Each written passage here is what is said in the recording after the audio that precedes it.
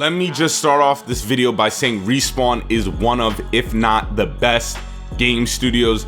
I've been saying this for so long. Look at their body of work.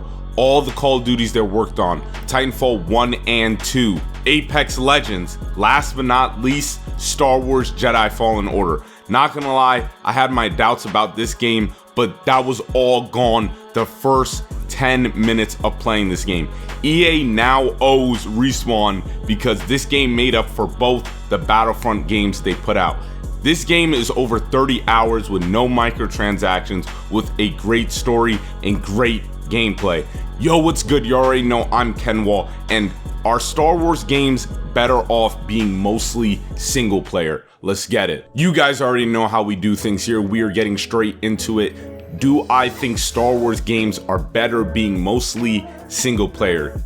Yes, Star Wars games are better, and for the most part, the ones people remember the most are the ones that are mostly single player. Obviously, there's ones that I'll get into later in the video that have a little bit of multiplayer, but for the most part, it's single player and you could play offline. Star Wars Episode 3, Star Wars Jedi Knight 2, Jedi Outcast, both of them, both 1 and 2, and Star Wars Battlefront 1 and 2. EA recently messed up on both Battlefront games. The first one lacked a dumb amount of content, and the second one, even though it was supposed to try and beat the original, it was just ruined by those microtransactions.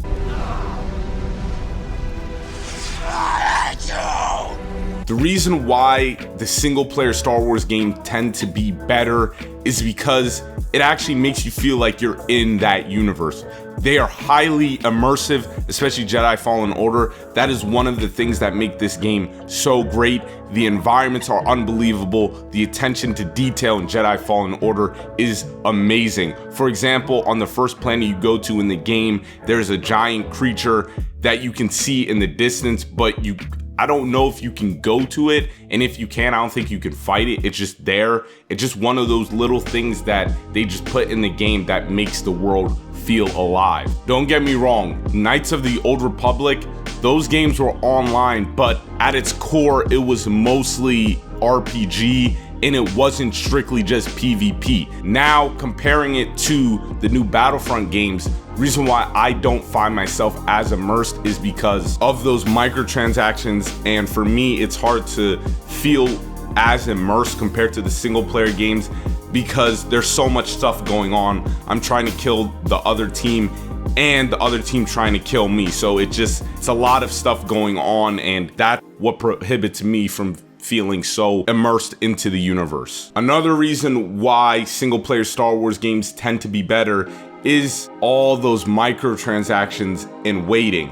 As we all know, back in the day, we got a lot more content just for 60 bucks. With the new Battlefront games, they stretch a lot of that content over months. Like I said earlier, Battlefront 1 barely had any content at launch. And the only way you can get more content, and when the game actually got better from what other people were saying, was when all that content got rolled out, which was probably 5 months after the launch of the game. Then Battlefront 2 was free, the content was free, but you still had to wait. It's just nice getting everything that you paid for just available to you at launch. You don't have to wait. You don't have to come back to the game to really enjoy the full experience. The original Star Wars Battlefront 2 had a story that I really enjoyed because it was focused and it went into more detail on stormtroopers. It was actually pretty cool. Does anyone even remember the new Star Wars Battlefront 2 story? I know we all don't remember the first one because there wasn't anything to remember. When they do add a story, there's no world building, the characters have no depth, and the gameplay is just very bland because the multiplayer has to come first. This is where most of the time and effort is going to go.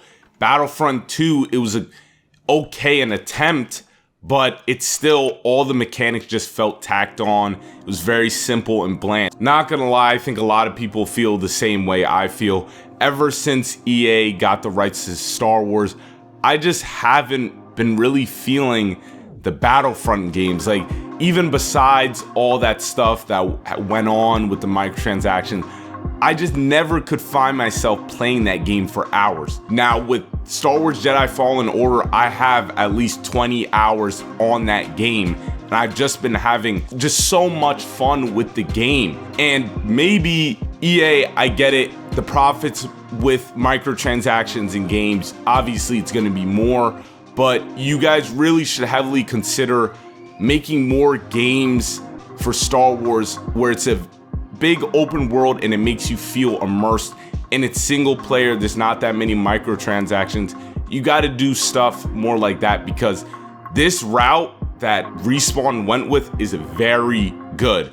It's sad that they canceled that one, wasn't it Visceral, the RPG Star Wars game? That's sad, because I honestly think that would have worked even more. The Battlefront games, I don't really like them all that much, because it's not that fun to me.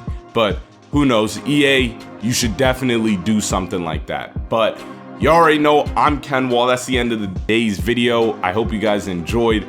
You know me, always messing up. But if you guys like gaming news, if you like to just know what's going on in gaming, I highly advise you to check out my Instagram. I post gaming news videos every single day. And if you have a TikTok, I have a TikTok, which is just the big headline. So if that interests you, definitely go follow. The link is in the description box below.